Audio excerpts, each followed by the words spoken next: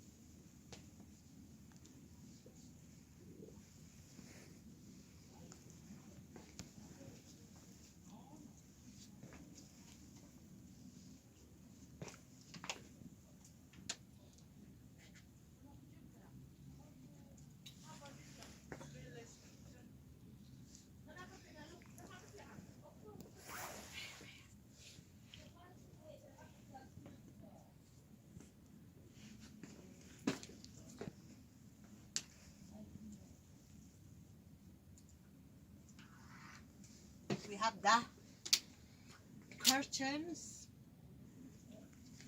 البياضات